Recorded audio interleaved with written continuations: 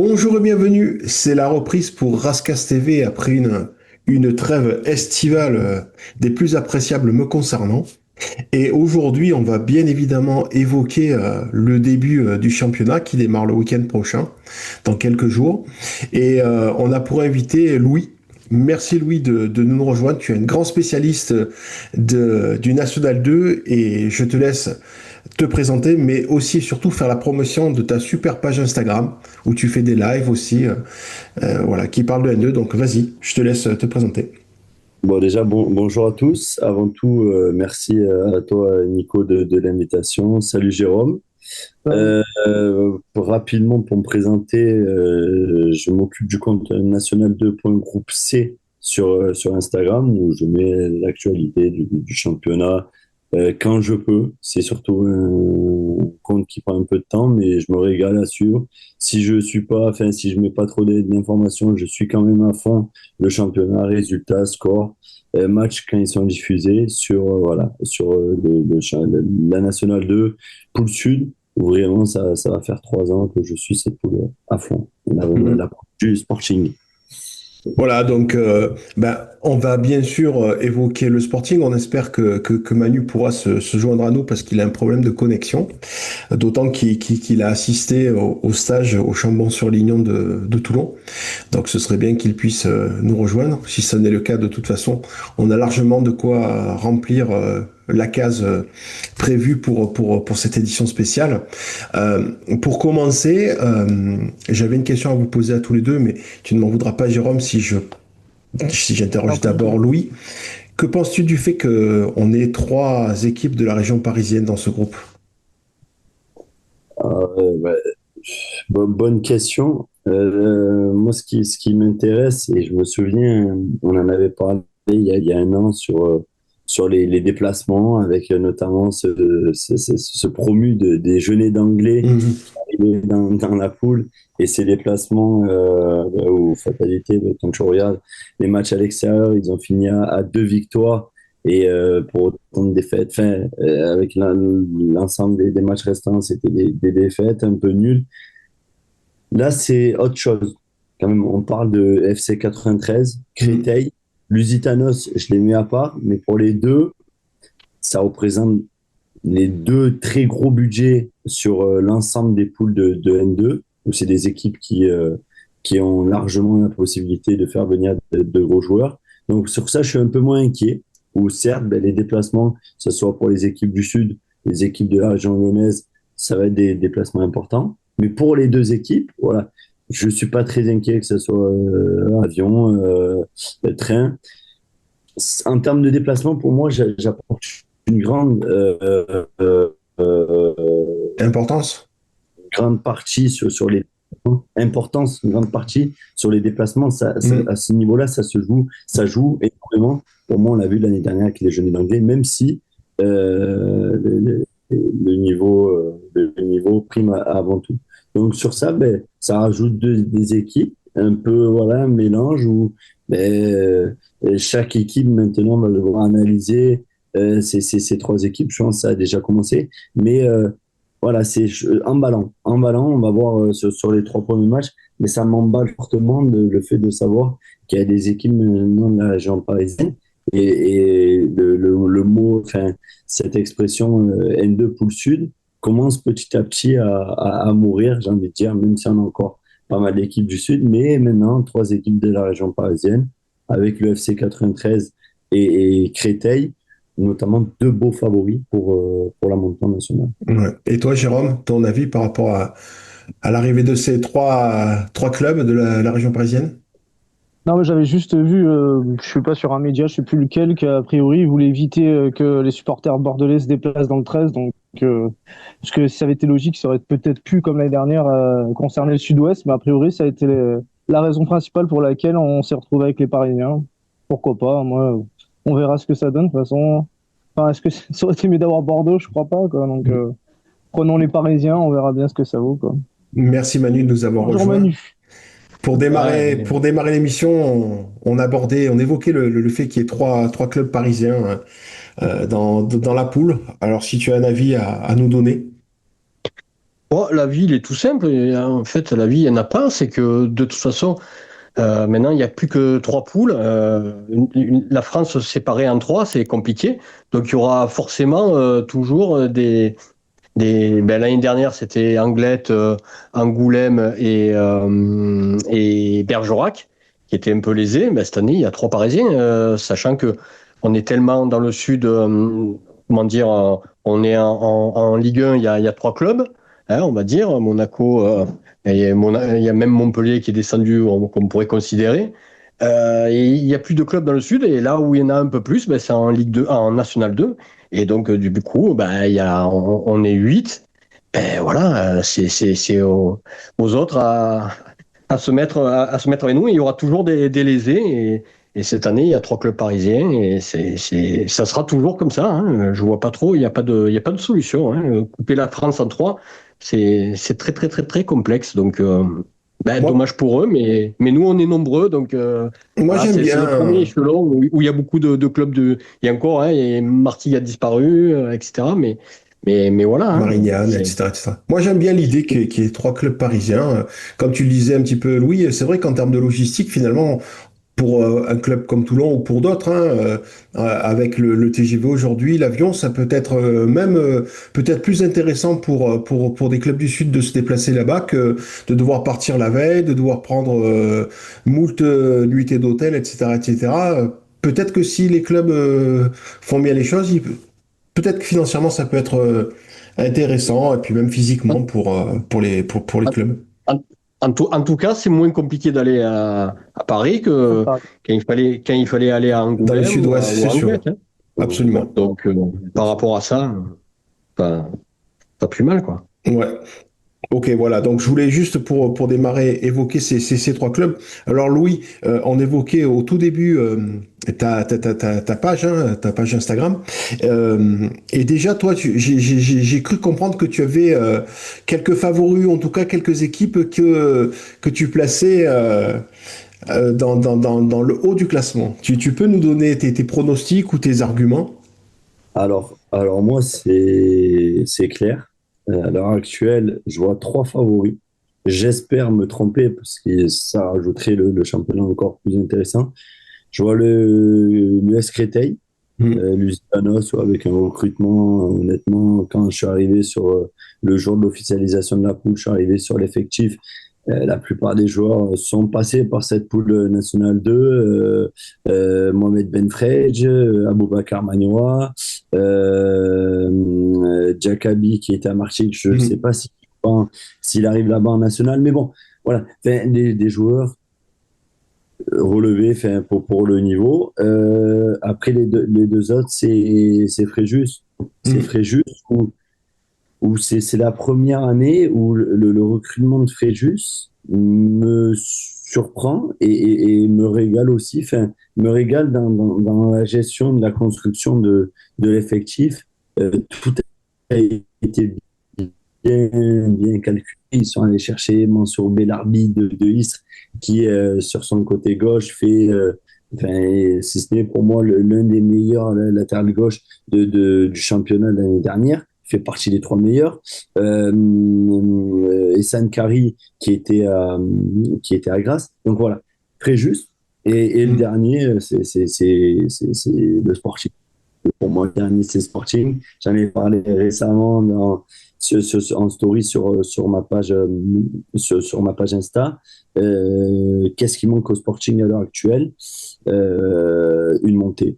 Une montée, c'est tout, parce que ça soit défensivement, offensivement, milieu de terrain, dans les cages, tout, ils sont au complet. Il passe un temps, il manque un latéral gauche. Donc je me suis dit, est-ce que Nassim Hamed, ça va pas être trop court ou quoi? Non, ok. Mehdi Benedine, qui, sur la même page que je gère, avait été élu meilleur latéral gauche il y a 2 ans de National 2, l'année où le Puy finit deuxième. Donc voilà, les 3 favoris pour moi, ils sont là, même si je pense des équipes comme Istres, Ouais, Istres, comme ouais. des équipes qui vont nous surprendre comme chaque année, qui vont aller déjouer ces 3 équipes que j'ai citées. Mais avec le recrutement que j'ai vu de chaque équipe, voilà, je sais que sur mon live Cannes, les supporters cannois étaient un peu déçus que je cite pas Ouais. mais quand tu vois le recrutement, même s'ils gardent leurs meilleurs joueurs, ça reste encore un peu faible quand tu prétends être Un prétendant. un prétendant au titre. Ouais, tout à fait. Manu, toi qui as assisté au stage du Chambon, ton éclairage sur ce que tu as perçu ou vu de cette équipe toulonnaise qui fait partie donc des trois favoris pour Louis. Non, non, enfin, je vais peut-être vous décevoir, mais c'est difficile de. De toute façon, tout ce que je pourrais dire, bon, c'est mon interprétation. Et puis, de toute façon, je sais plus à qui je disais ça. Moi, j'ai l'impression que bah, ça fait quand même 20 ans qu'on connaît malheureusement ce niveau. Et j'ai l'impression que plus j'en sais, moins j'en sais, quoi, en fait. Et en fait, j'ai pas vraiment de lecture. Je vois bien que bon, tout ce que je peux dire, oui, c'est par rapport à nous-mêmes. J'ai quand même l'impression qu'on a, je pense, un groupe meilleur que l'année dernière. Mais meilleur que l'année dernière, ça ne voudra pas dire forcément qu'on soit, comment dire, réellement performant et réellement à jouer la montée. Parce qu'encore une fois, cette troisième place de l'année dernière était vraiment un trompe-l'œil. Hein. Aucun derby remporté, une défaite en Coupe de France d'entrée. Le seul mérite de cette équipe, c'est qu'ils ont, voilà, ils ont voulu bien finir, ils n'ont pas lâché l'affaire. Quand d'autres équipes, parce que le Puy avait tué tout suspense, et voilà, quand on prend je pense au match de Grasse par exemple, Grasse était plus ou moins en claquette, hein, malgré tout, même si c'est pas le style de Loïc Chabas, mais voilà, ils viennent pas à Toulon comme ils sont pas venus à Toulon comme ils viennent d'habitude. Et et voilà, donc je sais pas. Moi, je dis en tout cas, au-delà de tout, le recrutement, j'aurais pas trop bien encore à le lire. Hein, ça va dépendre aussi. C'est vrai que oui, parler du latéral gauche, c'est bien parce qu'Ahmed, on voit encore qu'il est encore parti sur des bases où il est encore souvent blessé. Ça, c'est quand même très très embêtant. Mais il y a encore pas mal d'inconnus. Bon, je pense qu'on va pouvoir quand même compter sur notre ami Diallo qui devrait. Peut-être que c'est le cas. Il est peut-être je pense que revenu. il doit revenir cette semaine. Bon, chaque année il gratte. Peut-être on y reviendra. Bon, voilà. Mais cette année, le Sporting, il faudra en tout cas qu'il raconte une histoire et une belle histoire. Et donc, si l'histoire les joueurs, le staff, si c'est pour nous être sorti d'entrer en Coupe de France, ça déjà, ça va pas le faire. Si c'est pas interdit de gagner des derbies, c'est pas interdit de gagner des derbies à l'extérieur. Enfin, il y a plein de signaux à faire parce que, comme beaucoup disent, on s'en fout maintenant des derbies. Oui, mais vous vous en foutez, mais quand vous les perdez, vous êtes tous en PLS. Donc ça veut dire qu'on s'en fout pas. Donc il y aura, il va falloir être être bon, oui, bon, ça d'accord, mais il va falloir montrer, d'après moi, plus de caractère. Et je pense que sur ce que j'ai perçu, je perçois justement une équipe qui sera un peu plus agressive et un peu plus, avec beaucoup plus d'envie.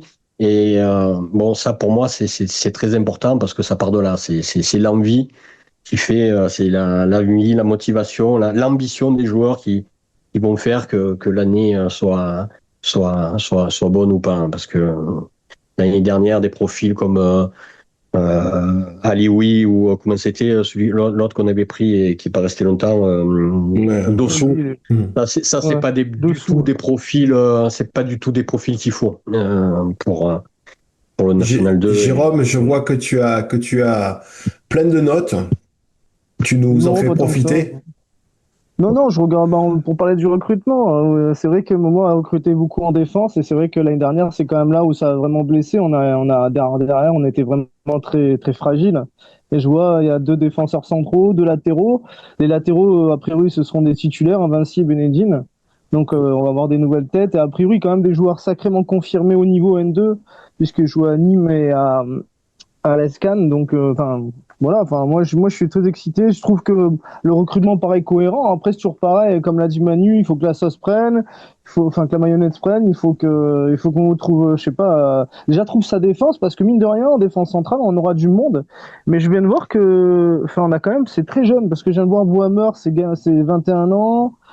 Fall, c'est 21 ans. Et bon, chez Kanto, a priori, Wasfan sera toujours sur le pont, mais je pense pas qu'il partira titulaire. T'as Belkeshin, enfin, t'as du monde, mais enfin, je serais curieux de savoir déjà qui va aligner en défense centrale. Je sais pas si Manu, il a toujours vu les mêmes mecs en défense centrale lors du match amical ou lors des quelques trucs qu'il a pu voir à Chambon sur Lignon, quoi. Bah, Chambon, c'est les trois qui étaient opérationnels, c'était Belkichin, Wasfan et Adrien Tana. Hein. Donc Ouais, voilà. Boismeur, il est pas là. Et Boismeur, il pourra jouer aussi sur le côté parce que c'est quelqu'un de très rapide. Soli, oui, il y a Soli aussi. Oui, là, au Exact, moment où on se parle, il y a 4 places pour 3 postes. exact. Bon, mais c'est bien, c'est bien. Faudra voir comment Bon, ça évolue parce que Soli, c'est solide. Hein. ouais. Belkeshin peut jouer sur le côté aussi. De toute façon, il faudra doubler les postes. Enfin, ça, c'est pas un problème. Même des joueurs à droite, à gauche, surtout quand on voit les blessés qu'on a déjà avant cette avant-saison, ce sera pas de trop, de toute façon. Hein. Et moi, par contre, pour Non. l'instant, au milieu de terrain, oui, il y a la recrue Nourri, c'est ça? Ouais, qui doit être à 50%, 100%. 60%, Et ouais, qui est un voilà, c'est peu. pareil. Parce que le championnat, c'est la semaine prochaine. Donc, je sais pas si on aura trop le temps Non, de moi, que les mecs ouais, soient moi, c'est le petit bémol, entre guillemets, c'est que au milieu de terrain, enfin, si je me réfère au match que j'ai vu contre la Duchère au Chambon, le milieu de terrain, Gafour, Diatta, Rivière, ah, trop cool. c'est les mêmes, hein, entre guillemets, c'est les mêmes, ils ont le même gabarit, c'est à peu près, c'est pas complémentaire en tout cas. Et c'est vrai qu'il va falloir que mieux, bon, il y a Nourri qui peut être là-dedans, puisqu'il est beaucoup plus, mais il manque un profil créatif, bon, on a Nourri, mais je pense qu'il faut un profil un peu plus athlétique, avec un peu plus de taille et Ah, peut-être un côté un peu plus complet, parce que là, les trois qu'on a là, c'est bon, Diatta est peut-être un poil plus créatif, mais enfin, ça reste voilà, un Un peu comme le ratisseur. Hein, joueur prêté par le PFC la saison passée, c'est ça? Ce serait ça LNB, Non, ouais, LNB. alors lui, il a un joli potentiel. Hein. dans l'idée? Ça serait sympa lui, il pourrait. Bah, il y a Touré. oui, voilà, Touré, Il y a Touré, voilà, Touré, qui est apparemment quelqu'un de assez porté sur l'offensive. Je ne l'ai pas vu jouer. Mais il non, faudra voir Vas-y, Louis, tu voulais dire la quelque bonne chose? formule au milieu. Louis, tu non, Faut voulais? voir. juste, je me suis renseigné un peu des vidéos, des highlights de Aboubacar Touré, profil milieu défensif très, très athlétique. Ouais. Momo 80. a pensé à Manu en le faisant. Hein. C'était vraiment de cette recrue. Non, mais il n'a pas besoin de moi mais parce on voit pareil, hein, les choses, mais c'est vrai, moi, je parle vraiment sur ce que j'ai vu. C'était d'ailleurs assez intéressant, mais on voyait vraiment clairement. Et d'ailleurs, des trois, le meilleur, c'est Gafour, il faut le dire, hein, entre Rivière et Diatta, actuellement. Hein. Gafour, il fait joueur, comment on dit, joueur établi de National 2. Il fait presque vieux briscard, entre guillemets. Hein. Je trouve qu'il a pris déjà une dimension là, par rapport à l'année dernière. Et il s'est étoffé aussi. Il est très agressif, il est très intéressant. Mais voilà, ce milieu de terrain, il est pas complémentaire. Donc il faudra voir comment on s'articule. Après, on peut jouer qu'avec deux milieux et trois attaquants hein, dans un 5-3-2 ou 3-5-2, ça dépend comment on le voit. Ouais, après, il y a plusieurs formules. Mais je pense qu'en tout cas, ce qui paraît être évident, c'est on devrait débuter la saison à 3 derrière. Mais après, on verra comment ça évolue. Mais c'est clair que pour le moment, on est plutôt dans ça. Mais ça peut toujours évoluer parce que Momo, après, c'est pas, il est quand même un adepte du 4-3-3. Et puis c'est vrai qu'avec le retour de Diallo, on attend que ça soit confirmé, ça devrait aller plus dans ce sens-là et avec un duo pour moi là, Benekrouf Diallo qui pourrait être très alléchant sur le papier. Pour moi, Kamel Khaled sur Benekrouf, les côtés. c'est la super recrue. Bon, j'adore ce joueur. J'adore sa mentalité, son état d'esprit. J'espère Ouais. juste, compte tenu justement de ce caractère, il sera, enfin, bref, c'est quelqu'un qui a beaucoup de caractère. Et j'espère que Claude nous fera pas une mise au placard. C'est tout. Ah bon, Oui. par rapport au caractère. Non, non, je pense pas parce que c'est un joueur très. On le voit, c'est un joueur déjà C'est un leader, en fait. C'est un leader de un vestiaire, c'est un leader et leader sur le dans le terrain. comportement, il parle pas Mm. forcément beaucoup, mais quand il parle, c'est toujours Il est écouté, ouais. voilà, c'est c'est- Tout à fait. c'est jamais pour rien et non, Je crois il n'y a pas trop de. souci à se faire de ce côté-là. Je crois qu'il y a un autre joueur qui t'a tapé dans l'œil aussi là-bas. Tu m'as pas parlé du troisième gardien ou du deuxième, je sais pas. Ouais, moi j'ai beaucoup aimé ce troisième gardien. Moi je trouve qu'il a. Alors apparemment il est natif, si j'ai bien compris, de Draguignan, donc Varois, mais il a évolué en 17 nationaux au ROV, pareil, hein, si je dis pas de bêtises, si j'ai bien appris, si je travestis pas les propos qu'on m'a rapporté, mais ouais, c'est un troisième gardien qui me plaît beaucoup et ça pourrait être intéressant pour la réserve. Et même, voilà, en cas de coup dur pour la première, hein, puisque voilà, avoir un bon troisième gardien, c'est aussi important. Et, parce que, voilà, hein, ça aussi, ça va être très intéressant à suivre. Alors moi, je fais partie de ceux, je vais mettre les pieds dans le plat. Christopher Dilo, je le dis encore une fois. Non, mais faut toujours être Allez, il clair, reste 10 mais minutes, d'abord. sois concis. Oh, non, j'adore le bonhomme, etc. J'ai juste encore un peu de doute sur le fait qu'il pourra être vraiment très performant, parce qu'on en aura besoin. Il a montré en fin d'année qu'il s'attend vers ça, mais j'attends vraiment confirmation parce que ça sera vraiment très important que Christopher fasse une bonne saison pour qu'on puisse prétendre à autre chose, comme tous les secteurs, mais on le sait, hein, le poste de gardien c'est prépondérant et dans ce championnat si difficile, on ne pourra pas passer à côté de la performance de nos gardiens qui sera prépondérante. Donc ça il faudra surveiller. Ouais. Moi, je voulais revenir plus globalement sur le championnat et t'interroger, Louis. Tu disais plutôt que les supporters cannois n'avaient pas trop apprécié le fait que tu ne places pas cette équipe parmi les favoris. Mais il y a aussi Nîmes qui descend et qui semble avoir un projet intéressant avec un gros soutien des supporters derrière. Voilà, comment toi tu vois ces deux équipes? Pour Nîmes, pour les Cannes, c'est comme le Sporting, c'est des équipes où le jour où elles seront totalement mortes, enfin, je vois pas le jour où ces clubs-là seront morts. C'est pas comme des clubs comme Marignane. Martigues, c'est ce qui me surprend un peu, mais il y aura toujours l'aide des supporters, ce qui permet à Nîmes de croire encore de belles années. Nîmes, pour le recrutement, les joueurs, c'est intéressant, c'est des joueurs de N2 qui ont fait des saisons pleines, mais vu comment ça se passe, après, c'est vrai que le soutien qu'ils vont avoir du public, le soutien entre eux-mêmes, des joueurs qui sont actionnaires comme Depré, actionnaires, joueurs. Donc voilà, il va y avoir un engouement vers Nîmes où je pense aller gagner là-bas, ça va être compliqué quand je vois des équipes comme Rousset, même toutes Hmm. les équipes de la région lyonnaise, quand elles vont aller là-bas aux Antonins et avec, enfin, je pense qu'ils vont être plus nombreux dans les tribunes que la saison nationale, vu l'engouement avec le départ d'Assaf. Ouais, Enfin, tout à voilà, fait. ils revivent un peu. La DNCG, ça fait comme si c'est l'équivalent d'une montée un peu pour eux. Donc ils l'ont bien fêté. Je pense qu'honnêtement, je m'attends à une belle saison de Nîmes, mais après c'est compliqué avec quasiment très peu de matchs amicaux, une prépa retardée de 2 semaines, de vraiment les juger et les mettre à une place. Ce serait compliqué, voilà. Mais première partie de tableau, j'aimerais bien. Et enfin, pour eux, il y a des joueurs, des profils intéressants, Dylan Oxia. Enfin, ouais. Honnêtement, il y a des profils à suivre. Ça va être une équipe où je pense qu'à domicile, ça va être très, très solide. Ouais, tout à fait.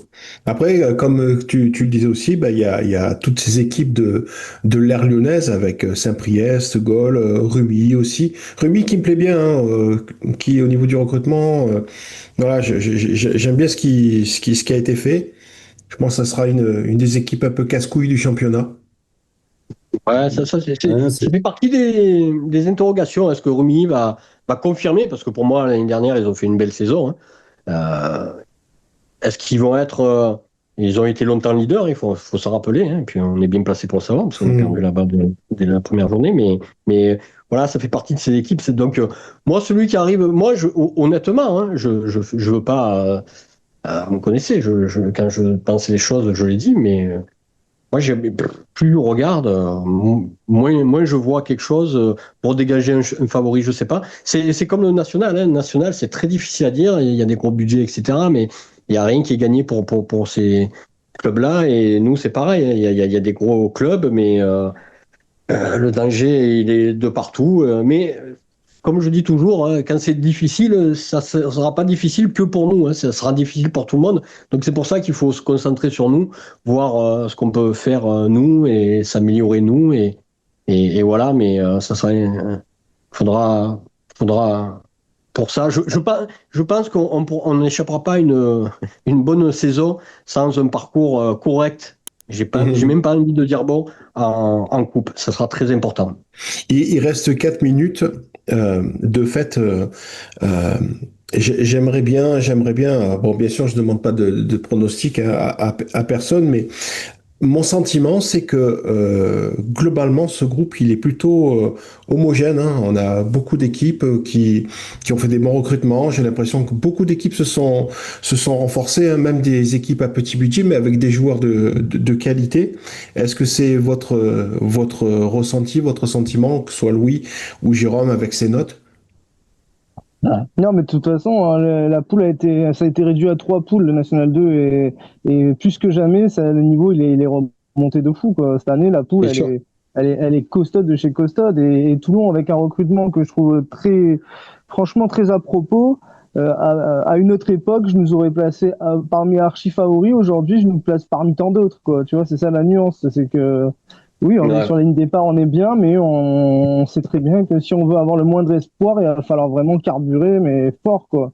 Donc, moi, j'ai hâte que ça commence parce que ça va être passionnant. J'espère qu'on sera dans le coup le plus longtemps possible parce que c'est ça qui nous manque. La montée, on sait comme c'est dur de monter une seule montée sur 16 équipes, c'est tellement improbable. Par contre, ce qu'on a besoin, c'est de vibrer le plus longtemps possible dans cette saison. Moi, c'est vraiment à ça que je m'accroche, à y croire le plus longtemps possible. Ouais, Louis, pas mieux par rapport à ce que dit Jérôme. Et Il a Manu, tout à comme fait. il a dit aussi, à faire un petit parcours en Coupe de France. J'aimerais que si on doit se faire sortir, ça arrivera probablement. J'espère que ce sera par une équipe au-dessus en termes de division. Tu vois, il y en a marre de faire sortir par les clubs de quartier, c'est bon, quoi. Ouais. Louis, il te reste 3 minutes si tu veux rajouter quelque chose, avoir le mot de la fin quant à ce championnat qui démarre dans quelques jours. On est lundi, on enregistre, on est lundi, ça commence ce samedi, donc c'est vraiment pas loin, quoi. Avec, par Non, mais contre, ben, pardon, avec 2 matchs déjà aussi dès vendredi, hein. c'est Saint-Priest-Hier ça. et Créteil-Rumi-Vallière. Pardon, vas-y, Louis. C'est ça. Et le Sporting FC 93, ça résume en fait ce qu'a dit Manu et Jérôme, ce qu'ont dit Manu et Jérôme. Ça commence samedi au FC 93, match filmé ou pas, je sais pas encore. Mais d'entrée, en fait, voilà, c'est un restaurant où on commence même pas avec une entrée, un petit match avec un pro. Non, c'est direct le FC 93 là-bas, un samedi à 18h, dans une ambiance, je pense que ça va être très Ah fou. ouais, je pense que ça sera compliqué d'aller là-bas. Ouais. Peut-être un an aussi à la montée. Donc voilà, enfin, il va surtout pour le sporting parce qu'on est là pour parler aussi du sporting. Mais on va pas commencer voilà, par un petit match à domicile face à un promu qui est en difficulté. Non, directement et ça va résumer en fait la saison. Il y a des chocs dès la première journée. Donc avec un Ouais. petit.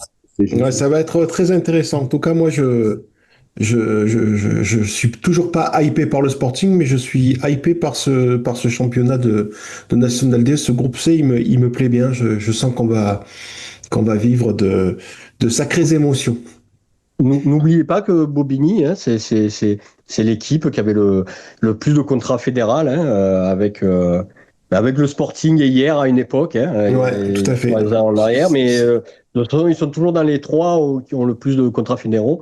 Ils ont un président qui a pas mal de monnaie. Et Bobigny, c'est du costaud et j'ai eu un supporter on espérait un peu des Parisiens pour nous parler des clubs de Paris et c'est vrai qu'il m'a confirmé que du Resta, hein, en l'occurrence, pour pas le nommer, qu'il me disait que jouer à Bobigny, c'est pas une sinécure, quoi. Hein. Ouais, tout à fait. C'est pas un cadeau.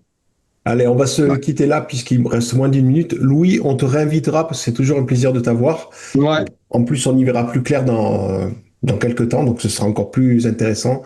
On va Six essayer de matchs. trouver. Pardon? Non, je dis 6 matchs. Et Voilà, tout à fait. Voilà, donc écoutez, merci messieurs d'avoir participé. Merci à toutes celles et ceux qui nous ont suivis. On se retrouve très bientôt, bien évidemment, sur Rascas TV, puisque tout reprend pour nous. Salut.